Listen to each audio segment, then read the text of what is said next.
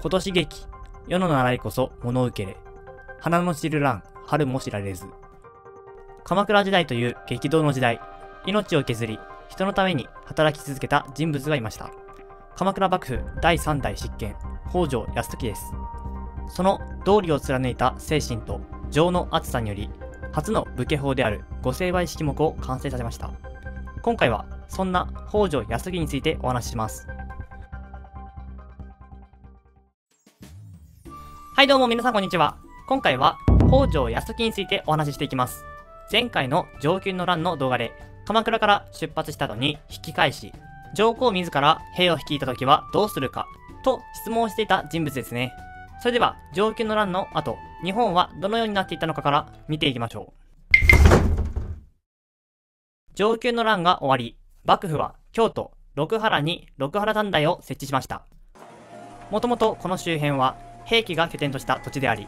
その後頼朝に与えられた土地でもあります。武士にとっては特別な場所だったんですね。この六原短大は鎌倉幕府の京都での拠点となっていきます。つまり鎌倉から遠く離れた京都に幕府の機関を作り、朝廷や西国の不穏な動きにすぐに対応できるようにしたんです。これまでは京都の警察といえば朝廷側の検非違使がその役目を担っていましたが、この六原短大が置かれたことで徐々に京都の警察の役目も幕府側の六原短大へと移っていきます。この六原短大で朝廷の監視役に任命されたのが北条泰時と北条時房です。彼らは承久の乱の時に鎌倉から京都へと攻め込んでいましたんで、そのまま京都に残り、朝廷を監視する役目となります。ちなみに、この六原短大で働くというのは、後に幕府の出世コースとなりますんで、北条氏の執権の中には、執権となる前には、六原短大で働いていたという人物が非常に多いです。こういった状況の中で、北条泰時の父、北条義時が死んでしまいます。父が死んだという情報を受け取った泰時は、京都を出発して鎌倉へと戻ります。権力者が死んだということは、権力争いが始まります。今回対立していくのは、北条義時の長男である北条泰時と泰時のママ母、伊賀の方でした。ここでちょっと思い出してほしいんですが、牧の方は覚えていますか？今回の権力争いは、この牧の方の頃の情勢図にすごく似ていると思います。牧の方は、北条時政との間に生まれた娘が結婚した平賀朝雅を将軍にしようとし、北条義時、北条政子と対立しました。伊賀の方も同じように、北条義時との間に生まれた娘が結婚した一条実政を将軍にしようとし、北条泰時と対立するんです。北条義時と伊賀の方との間には、北条政村という子供もおり、伊賀の方の狙いは、この北条政村を執権とするという狙いでした。しかし、牧の方の陰謀を北条義時と北条政子が阻止したように、今回も北条政子によって伊賀の方の陰謀は阻止されるんです。このような権力争いの末、北条泰時は鎌倉幕府第3代執権となるんでした。北条泰時が3代執権となって1年後、幕府を支え続けていた北条政子は、まるで泰時が執権になるのを見届けたかのように死んでしまいます。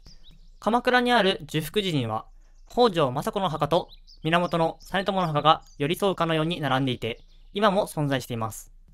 大きな拠り所であった北条政子を失った北条泰時は、一人で幕府を引っ張っていこうと考える人物ではありませんでした。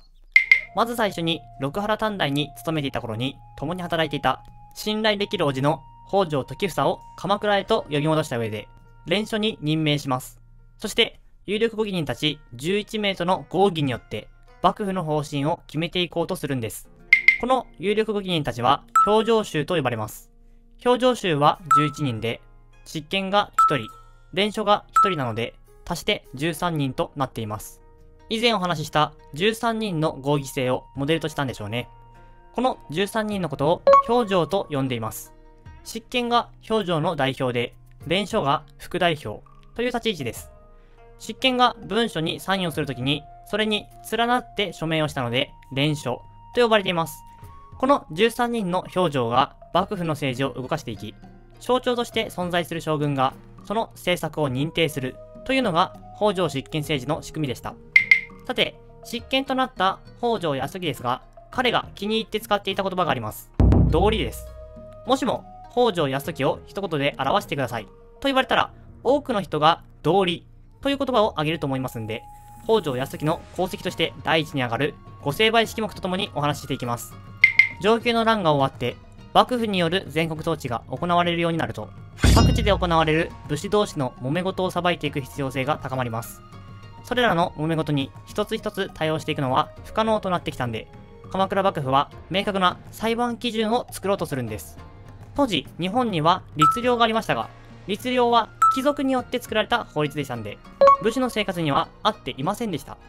ということで作られたのが、我が国最初の武家法、御成敗式目です。そういった経緯もあり、内容としては、守護や地頭についてや、武士の中で最も多かった土地問題に関する規定が多いという特徴があります。この御成敗式目は、鎌倉時代から時代が進んで、室町時代となっても、基本的な法律として重要視され、戦国時代になって各地で作られた文国法の中にも、この御成敗式目の影響を見ることができます。さて、せっかくなので、北条泰時が関与した裁判で、有名な話を一つ紹介します。この頃、九州にとある地頭がいました。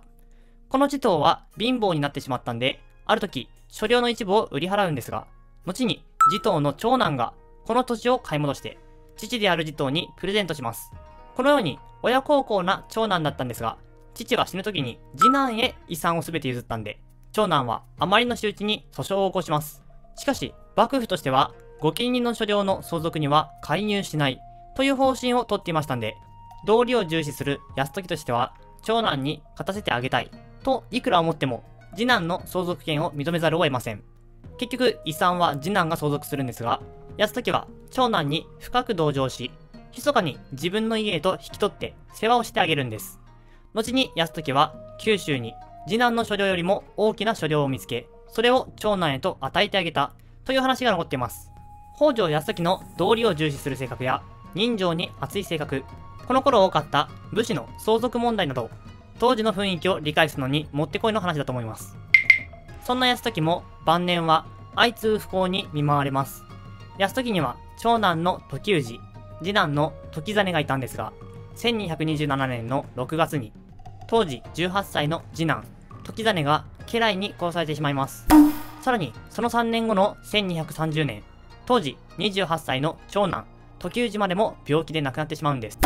その上、2ヶ月後には、娘までも難産によって死んでしまいました。